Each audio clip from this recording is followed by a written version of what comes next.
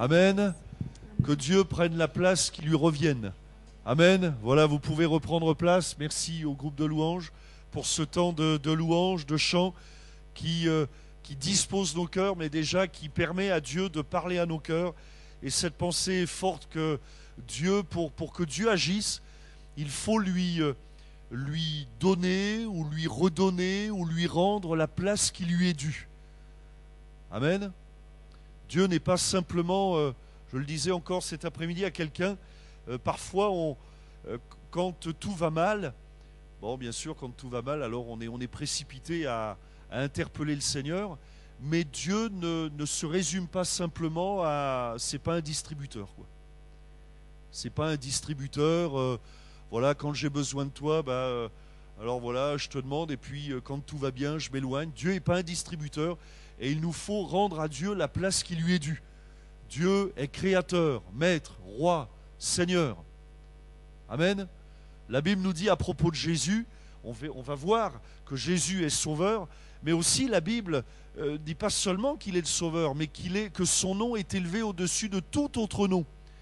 C'est quelle est la place de Jésus au-dessus? Quelle est la place de Jésus en premier? Il est souverain, il est roi, il est maître, il est couronné. Et lorsque l'homme remet Dieu à sa place, laisse à Dieu la première place, alors Dieu agit. Vous voyez? Mais tant que et on va parler ce soir de cette notion de perdu. Et un jour, Jésus dira ceci, et c'est aussi une clé pour notre vie. Si quelqu'un veut garder la vie, il la perdra. C'est paradoxal, hein? C'est bizarre, hein? Si quelqu'un veut garder sa vie à tout prix, c'est-à-dire si quelqu'un veut garder les rênes de sa vie, tout diriger, tout contrôler, en fin de compte, il la perdra. Mais finalement, c'est quoi la foi? La foi, c'est pas simplement prier quand tout va mal ou remercier Dieu quand ça va bien, c'est pas seulement ça. La foi, c'est donner à Dieu. C'est, voilà, je te confie ma vie, c'est ça la foi. La foi, c'est synonyme de faire confiance, je fais confiance à Dieu. Mais parlons maintenant de perdu. Luc chapitre 19, verset 10, voici ce que Jésus nous dit. Le Fils de l'homme est venu chercher et sauver ceux qui étaient perdus. Voilà qui résume la volonté de Dieu, le but de l'évangile, de sauver les perdus. Et même dans ce texte, avez-vous remarqué que la phrase elle est bizarrement faite, parce que on aurait pu croire que la Bible dit ceci, sauver celui ou celle qui est perdu. Mais il est écrit sauver ceux qui étaient perdus. C'est-à-dire, il y a même alors il y a la perdition, et on va parler du salut ce soir. On sait que l'homme perdu, il passera son éternité en enfer, et que Jésus est venu nous sauver afin de nous ouvrir la porte du ciel. Il est mort à la croix du Calvaire il y a 2000 ans, il a versé son sang afin de racheter notre âme, afin que quiconque croit en lui ne périsse pas, mais qu'il ait la vie éternelle. Donc il est venu nous sauver. Or, en dehors de Jésus, je suis perdu. Avec Jésus, je suis sauvé, parce qu'il y a un seul sauveur, c'est Jésus. Le perdu a besoin d'un sauveur pour être sauvé, c'est Jésus. Mais il y a aussi parfois des situations où on est perdu, ou parfois des événements où on peut arriver à cette conclusion, on dit mais là c'est perdu. C'est-à-dire dans ce sens c'est fichu, on ne peut plus rien faire. Mais la bonne nouvelle de l'évangile nous dit que Jésus est venu chercher et sauver ce qui est perdu. Et même ce qui paraît perdu dans ta vie, Jésus est venu réparer, reconstruire, recoller si c'est possible les morceaux, mais à Dieu tout est possible. 1 Timothée 1,15, c'est une parole certaine et entièrement digne d'être reçue, que Jésus-Christ est venu dans le monde pour sauver les pécheurs, dont je suis le premier. Amen. Jésus est venu, et Paul, en parlant à Timothée, dans cette épître, eh bien, il appuie sa parole, cette pensée, en disant c'est une parole certaine et entièrement digne d'être reçue. On ne peut pas contester là-dessus.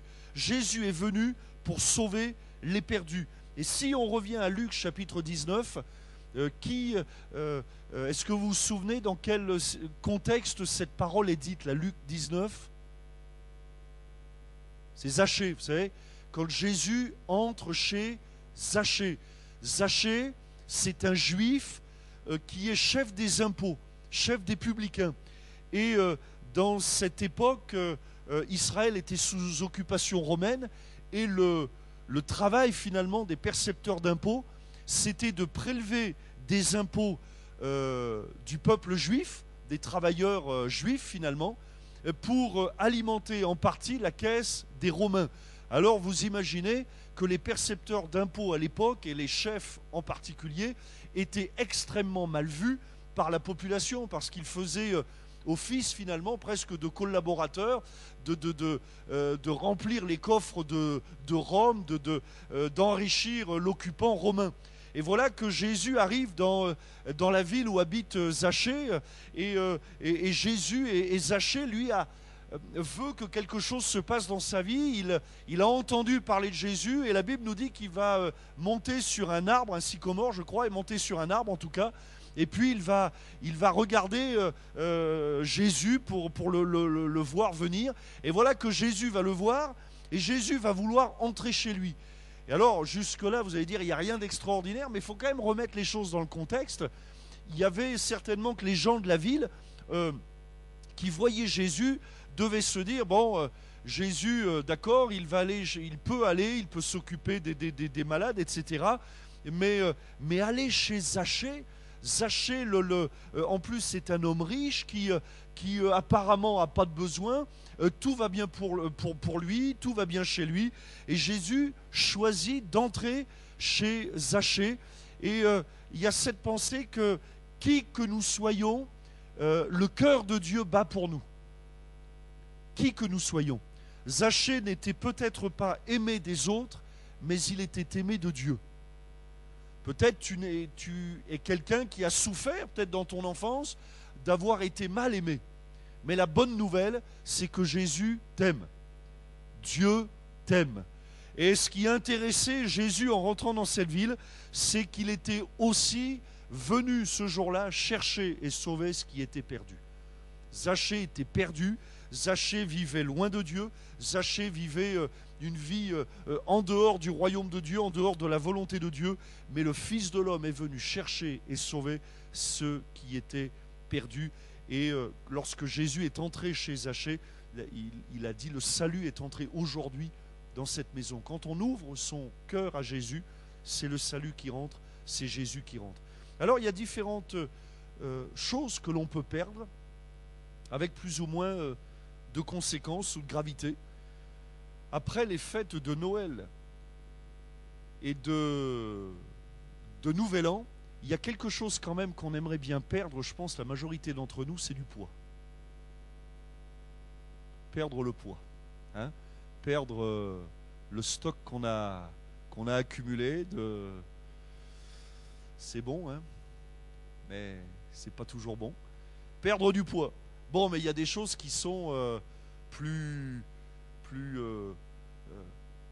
embêtantes à perdre. Perdre du poids, c'est pas trop embêtant. À part quand on est trop maigre. Alors là, là c'est embêtant. Mais par exemple, perdre ses clés de voiture. Ça vous est déjà arrivé de perdre vos clés de voiture, de les égarer? Je vois que tout le monde regarde dans sa poche. Les clés sont là. C'est arrivé déjà à quelqu'un? Ça va, vous me rassurez, il n'y a pas qu'à moi. Perdre ses clés. C'est terrible de perdre ses clés de voiture. Hein? Parce que la voiture est là, mais elle est inaccessible. On a perdu les clés. On a perdu le sésame. C'est bon, il y a plus grave dans la vie, mais quand même, c'est gênant. Perdre ses clés. Ou perdre les clés de la maison. On arrive devant chez soi, et puis on n'a pas les clés de la maison. Alors, remarquez bien que perdre, c'est pas abandonner. C'est pas qu'on l'a fait exprès. On a égaré. Il y a eu un moment d'égarement, on ne sait pas où on les a posés, ou alors quelqu'un d'autre les a pris sans nous prévenir. Bon, et puis on perd ses clés. Bon, il y a aussi perdre son sang-froid. C'est-à-dire, on va se mettre en colère, on perd son sang-froid, une expression. Il y a plus grave aussi, perdre son emploi, ça c'est gênant. Perdre un emploi, perdre la santé.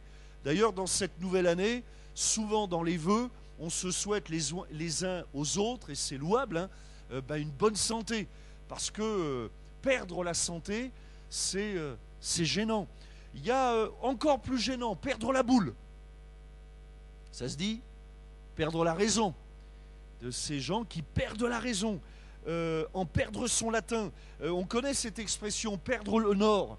C'est-à-dire, on ne sait plus où on en est, perdre la boussole. Et puis, il y a pire encore, perdre la paix. Perdre la paix. C'est-à-dire, vous savez, vivre constamment en état de tension. J'ai pas la paix. Et on peut passer des heures et des heures dans le canapé ou dans le fauteuil à essayer de se reposer. Celui qui a perdu la paix ne peut pas se reposer. C'est impossible. Vous aurez beau même vous passer un CD, vous savez, de musique. Aujourd'hui, il y a des musiques, vous savez, douces, hein, où vous mettez de la lumière tamisée, de la petite musique. Mais celui qui a perdu la paix, il aura beau mettre cette musique-là avec de la lumière tamisée, brûler de l'encens partout, celui qui a perdu la paix, il a perdu la paix. Et c'est embêtant de perdre la paix. On peut aussi perdre le courage, ou perdre courage. C'est-à-dire ne plus avoir la force d'avancer, ne plus avoir la force d'affronter les événements, ne plus avoir la force de régler les problèmes, de plus avoir la force de recevoir certains courriers. Perdre courage. Perdre courage, par exemple, face au chômage. Perdre courage, par exemple, à cause d'un problème de couple. Perdre courage, peut-être avec des enfants qui ne se comportent pas exactement comme on aurait voulu qu'ils se comportent. Perdre courage. Perdre courage dans le domaine d'un métier, d'un travail. Je perds courage. C'est-à-dire, en d'autres termes, j'en peux plus, quoi. J'en peux plus. Perdre courage. Et puis il y a aussi cette expression perdre le fil. Alors ça, c'est une référence mythologique au fil d'Ariane. Vous allez apprendre des choses ce soir. Hein. Eh bien, faites venir. Hein. Le fil d'Ariane, ce fil qui permit à Thésée de retrouver son chemin dans le labyrinthe de Dédale. C'est bien, hein. Vous avez vu que j'ai fait des recherches quand même. Hein. Bon, ne me demandez pas qui est Thésée. Ne me demandez pas non plus qui est Dédale, où est-ce que ça se trouve. J'ai noté bêtement, mais j'ai voulu faire mon intéressant ce soir. Voilà, c'est fait. Mais perdre le fil, c'est... on est dans un labyrinthe et puis on ne sait pas trop, on ne sait plus. On a perdu. Et en d'autres termes, c'est pas que... Alors il y a pire que de perdre quelque chose, c'est d'être perdu. Être perdu. La véritable perdition, finalement, c'est se perdre. Se perdre. C'est finalement... Le pire, c'est pas tellement de perdre quelque chose que je peux. Vous savez, quand on perd les clés de voiture, on peut encore en refaire. Mais le pire, c'est quand on est perdu nous-mêmes. C'est-à-dire qu'on ne sait plus dans quelle direction aller. Un exemple, je perds mes clés de voiture, je les retrouve, mais si moi je suis perdu, j'aurais beau avoir la voiture, mettre le moteur en route, mais si je ne sais pas où aller, à quoi ça va me servir? C'est pire d'être perdu. C'est pas où on en est. C'est celui qui est perdu, il va perdre l'appétit. Tiens, perdre l'appétit. Je suppose que les jours derniers, en tout cas pour ceux qui l'ont pu, on s'est retrouvé parfois devant des assiettes bien garnies. Oui, non? Mais parfois, on peut se retrouver devant une assiette bien garnie avec des mets succulents, etc., rares, chers, formidables. Mais si on n'a pas l'appétit, c'est comme celui qui a un matelas en or. Quoiqu'un matelas en or, c'est pas trop confortable. Mais imaginez un matelas en or mou. Voyez? Un matelas en or mou qui vous chantonne des chansons le soir pour vous endormir. Ça le fait, ça. Hein? Mais ouais, mais si j'ai pas le sommeil, ça me servira à quoi? Il y a pire que de perdre des choses matérielles, vous comprenez? Perdre la paix, perdre l'appétit, perdre la joie de vivre. Parfois même, certains perdent l'envie de vivre. C'est ce qui arrive quand on est perdu. Quand on ne sait plus où on en est, alors on peut même perdre l'envie de vivre. Et la véritable perdition, c'est d'être perdu soi-même. C'est terrible d'être perdu soi-même. C'est-à-dire que la vie devient pesante, parce que on ne sait pas dans quel sens ça va, on ne sait pas à quoi ça sert, on fait des efforts, mais finalement, on ne sait pas ce que ça va nous rapporter. C'est ça, celui qui est perdu. C'est Voltaire qui a dit un jour, les hommes qui cherchent le bonheur sont comme des ivrognes qui ne peuvent trouver leur maison, mais qui savent qu'ils en ont une. Vous voyez? Il tourne, il est là, il a cette pensée que ouais, je vais rentrer à la maison, mais j'arrive plus à la retrouver. Il est perdu. Perdu. C'est terrible cet état de perdition. Le psaume 119, verset 176, le psalmiste dit à un moment donné, je suis errant comme une brebis perdue. Je suis errant comme une brebis perdue. Et souvent la Bible compare l'être humain à une brebis et Jésus à un berger. Mais la brebis qui n'a pas de berger est une brebis perdue, qui ne sait pas où aller, qui ne sait pas où il faut aller. Et la brebis perdue, elle est en danger parce que le loup, les animaux dangereux peuvent tuer cette brebis, elle est perdue. Et voici ce que dit le psalmiste. Donc je suis errant comme une brebis perdue, mais il y a la réponse. Cherche ton serviteur, car je n'oublie point tes commandements. Et donc, le psalmiste, c'est quand même un croyant qui dit à un moment donné, je suis errant comme une brebis perdue, alors je me tourne vers Dieu, cherche ton serviteur, viens me retrouver.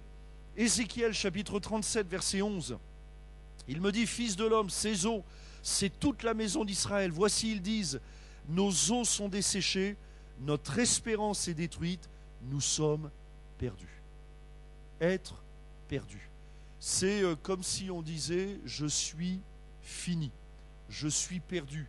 Et là, on comprend que c'est beaucoup plus profond que simplement de perdre ses clés ou perdre, je ne sais pas, ceci ou cela, mais je suis perdu. C'est-à-dire, il n'y a plus de solution. Être perdu, ça signifie ne plus avoir de repères. Ne plus avoir de repères. Imaginez-vous dans une barque au milieu de l'océan sans aucun repère. Alors dans quel côté il faut ramer? Eh bien voyez-vous, vivre sans Dieu, l'homme qui vit sans Dieu, il rame toute sa vie ne sachant pas où il va.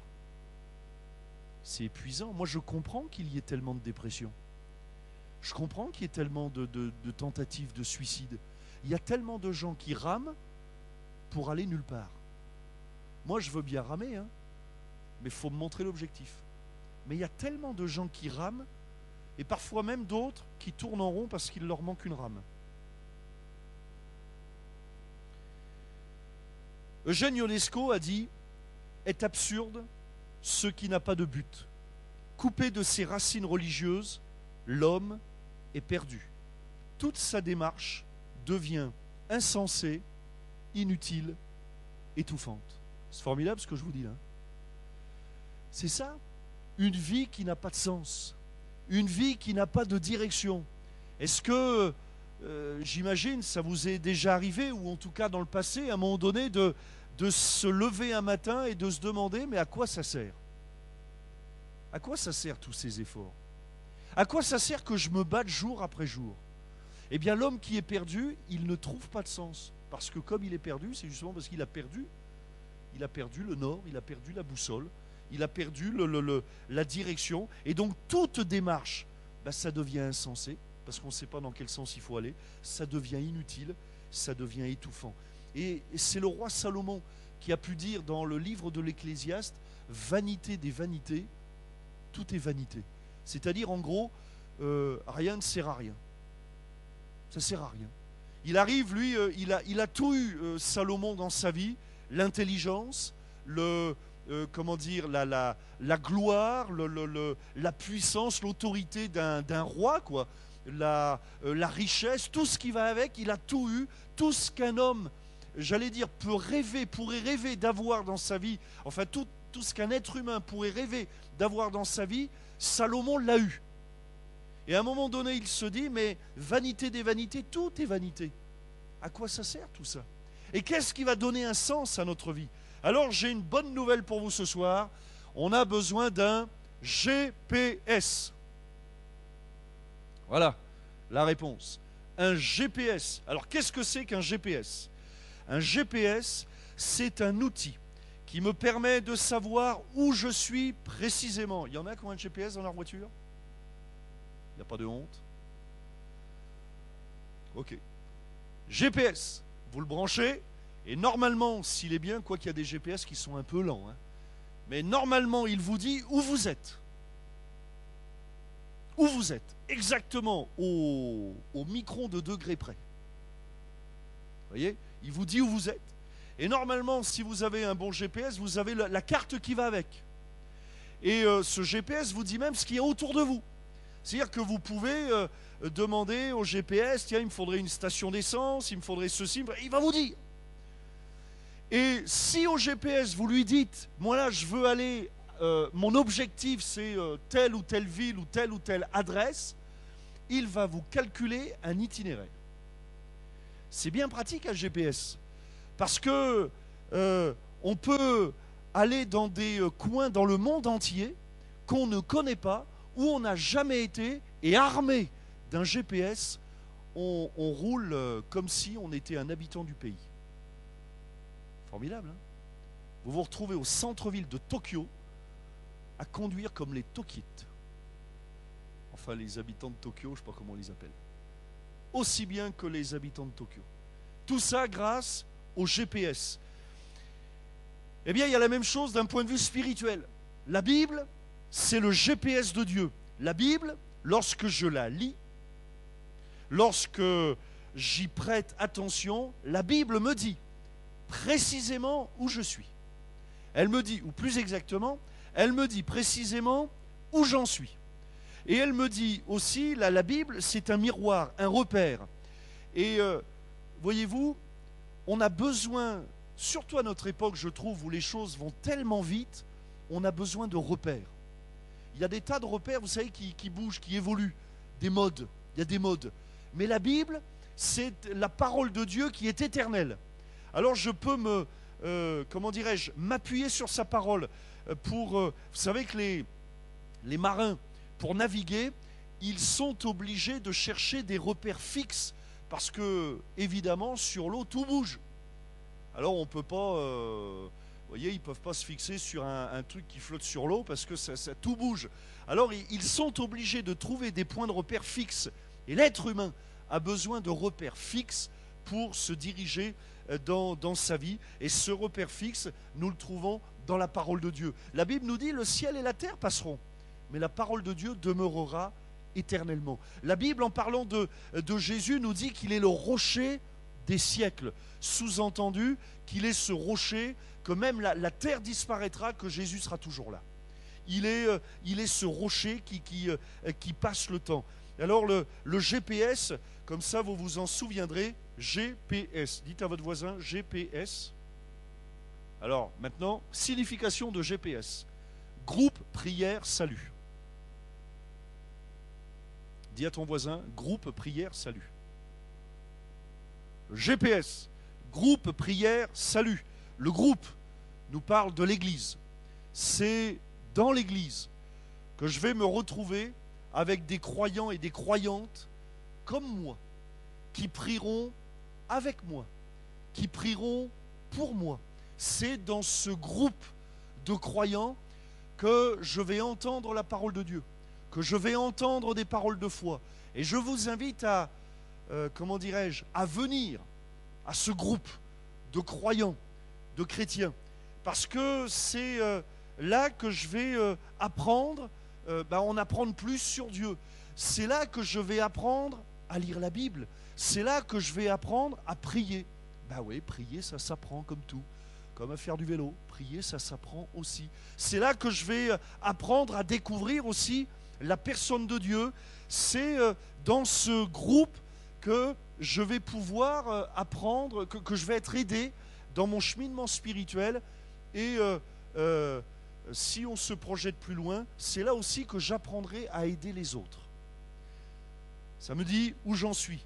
La prière et la parole. La prière, c'est parler à Dieu. La prière, ce n'est pas de faire des récitations toutes faites, mais c'est parler à Dieu, simplement, avec son cœur, c'est toucher le cœur de Dieu.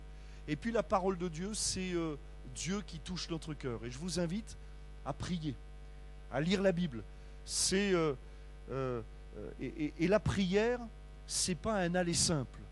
Ne croyez pas que voilà, on parle à Dieu puis il n'y a jamais de réponse. La prière, c'est toujours un aller-retour. Je parle à Dieu et Dieu me parle dans ma conscience, réveille ma conscience, va me procurer la paix. Par exemple, tout à l'heure, je parlais de celui qui a perdu la paix. Vous voulez retrouver la paix? Eh bien, adressez-vous au prince de la paix. Parce qu'il est celui qui donne la paix, non pas comme le monde donne, mais il donne la paix. Il est celui qui... Alors, je manque de paix, alors je prie le prince de paix de rassurer mon cœur, de rassurer mon âme, de me, de me calmer, de m'apaiser, voilà, de m'apaiser. Et il me communique cette paix. Et la parole de Dieu, c'est le repère absolu. Avez-vous remarqué que la Bible, c'est un livre qui est toujours actuel? Toujours actuel. Pourtant, la Bible, c'est pas actualisé, je veux dire. En informatique, ça s'actualise toujours, il y a des mises à jour. Il faut toujours, en informatique, vous savez, il y a des mises à jour. Et voilà, alors il faut se mettre à jour. La Bible, il y a une mise à jour éternelle. C'est extraordinaire, avec la parole de Dieu, toujours actuelle. Elle était aussi, la parole de Dieu répondait aux besoins d'hommes et de femmes qui vivaient il y a 2000 ans, et elle répond à nos besoins encore aujourd'hui. Elle répond à nos aspirations. Elle répond à nos problèmes. C'est dans la Bible que je vais trouver des principes de vivre, de mieux vivre. Et dans ce GPS, si vous tapez destination bonheur, eh bien, la Bible vous tracera un itinéraire pour être heureux. Vous tracerez le destination ciel. La Bible va vous tracer l'itinéraire pour avoir l'assurance du salut. Destination la paix, je veux la paix. Eh bien, vous tapez sur le GPS paix, et Dieu vous donnera l'itinéraire pour atteindre la paix, la bénédiction, les promesses de Dieu. Et puis enfin, est-ce comme sauveur, comme salut? Je suis perdu. Finalement, là aussi, on pourrait se poser la question, mais pourquoi est-ce que je suis perdu? Je suis perdu parce qu'il y a une puissance dans le monde qui est à l'œuvre, c'est le péché. Le diable qui est à l'œuvre pour nous perdre. Et le péché est destructeur. Le péché est ce qui va essayer de nous éloigner du chemin de Dieu, de nous faire quitter l'itinéraire, le bon itinéraire. Le péché, c'est ce qui veut me détourner de la destination que Dieu a pour moi. Et c'est pourquoi Dieu a envoyé Jésus, qui est venu chercher et sauver ce qui était perdu. L'enfant de Dieu, il a un GPS intégré. GPS intégré. Dieu nous situe. Dieu nous dit où nous en sommes, qui nous sommes. Celui qui est en Christ, il est un enfant de Dieu. Voilà qui je suis. Où est-ce que je vais? Eh bien, j'ai l'assurance de la vie éternelle. Et puis enfin, je termine avec Jésus le Sauveur. Ézéchiel 34, verset 16. Voici ce que nous dit Jésus. Enfin, Dieu. Je chercherai celle qui était perdue. Je ramènerai la brebis, celle qui était égarée. Je panserai celle qui est blessée, c'est-à-dire je la soignerai. Et je fortifierai celle qui est malade. Mais je détruirai celles qui sont grasses et vigoureuses. Je veux les paître avec justice. Et nous y voyons là tout le cœur du berger. Voilà le cœur de Jésus. Je chercherai celle qui était perdue. Et Dieu nous cherche, mes amis. Et la bonne nouvelle, c'est que Dieu ne se fatigue pas de nous chercher. Dieu nous cherche. Parfois, ce qui nous ralentit ou ce qui nous bloque, c'est qu'on a le sentiment, on dit ouais, mais je sais pas, je suis pas fidèle à Dieu, je suis pas digne que Dieu s'intéresse. Alors, soyez rassurés sur ce point, on en est tous au même niveau. Ça va? Tous. Personne au milieu de nous n'est digne du salut. Personne. Personne ne mérite le salut, en d'autres termes. On en est tous au même point, puisque la Bible dit que tous les hommes sont pécheurs. Tous, nous étions égarés. Mais la parole de Dieu nous parle d'un sauveur qui est venu chercher celle qui était perdue. Je ramènerai celle qui était égarée. Je soignerai celle qui est blessée. Et je fortifierai celle qui est malade. Et puis je termine avec cette parole qu'on trouve dans Luc chapitre 15, verset 4. Quel homme d'entre vous, c'est Jésus qui parle, hein, s'il a 100 brebis et qu'il en perd une, ne laisse les 99 autres dans le désert pour aller après celle qui est perdue jusqu'à ce qu'il la retrouve. Lorsqu'il l'a retrouvée, il la met avec joie sur ses épaules et de retour à la maison, il appelle ses amis et ses voisins et leur dit « Réjouissez-vous avec moi, car j'ai retrouvé ma brebis qui était perdue. » Et j'aime beaucoup ce petit mot « ma brebis ». Voyez-vous, même quand on s'éloigne de Dieu, on reste la brebis de Dieu. On est toujours sa brebis. Et j'aimerais te dire, la bonne nouvelle, c'est que tu es la brebis du Seigneur.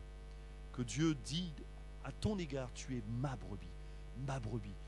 Et souvent, moi j'ai lu et relu ce texte, hein, je trouve formidable ce texte, ce berger qui va chercher la 100e brebis, parce que finalement, je me dis que la 100e brebis, c'est la plus pénible. Vous savez, il y a 100 brebis, 100. Il y en a 99 qui sont là, voilà, à peu près, tout se passe bien. Il y a la 100e qui on ne sait pas ce qui se passe, elle ne veut pas brouter là où il faut brouter, elle va dans le pré d'à côté. Bon. Et voilà le berger qui ne va pas se lasser d'aller chercher la 100e. Et tout l'évangile de Luc nous parle du Sauveur. La brebis perdue, elle perd la direction, elle perd ses repères, elle est perdue. Jésus nous parlera du fils perdu qui lui va perdre sa dignité de fils de la maison. Jésus nous parlera aussi de cette femme qui perd une pièce de monnaie, une pièce, mais une pièce perdue, même si c'est une pièce en or, si la pièce d'or est perdue, elle n'a plus de valeur. Ça ne sert à rien une pièce perdue. Et voilà que l'homme sans Dieu, il a perdu sa valeur, il a perdu son identité et il a perdu le sens à sa vie. Et lorsque je me confie entre les mains de Dieu, je retrouve la valeur que Dieu me donne. J'ai de la valeur entre les mains de Dieu. Amen. Comme un instrument de musique. C'est beau un instrument de musique, hein, mais ce qui donne de la valeur à l'instrument de musique, c'est les musiciens. C'est le musicien qui donne de la valeur Eh bien, c'est Dieu qui donne de la valeur à l'être humain. Je retrouve mon identité d'enfant de Dieu. Je ne suis pas un accident chimique. Je suis un enfant de Dieu. Et puis, je retrouve un sens à ma vie. La brebis perdue, elle sait où il faut aller. Je retrouve valeur, identité et direction. Alors, je termine avec cette question. Est-ce que vous avez le GPS? Groupe Prière, Parole, Salut. Est-ce que vous avez le GPS? Et si vous ne l'avez pas, il faut se tourner vers Dieu. On va prier quelques instants. Notre bon Père Céleste, merci pour ta présence au milieu de nous. Merci Seigneur parce que tu ne te lasses pas de nous chercher, de trouver celle qui est perdue, d'aller chercher, sauver ce qui était perdu. Seigneur, tu ne te lasses pas de vouloir à chaque fois, lorsque nous nous éloignons de toi, nous ramener dans la bonne direction. Et tu veux encore ce soir guérir des malades. Tu veux encore ce soir réparer, guérir des cœurs qui sont brisés, qui sont cassés. Tu veux renouveler des amis, des frères, des sœurs qui sont comme au bout du rouleau. Tu veux étendre ta main, tu veux faire grâce parce que tu es le bon berger. Et nous ne voulons pas permettre au diable qui est un mercenaire de poser sa main sur nous. Mais Seigneur, nous réclamons la main du bon berger. Seigneur, étends ta main sur nos épaules, pose ta main sur notre épaule. Seigneur, fortifie la brebis qui est affaiblie au milieu de nous. Au nom de Jésus, Amen.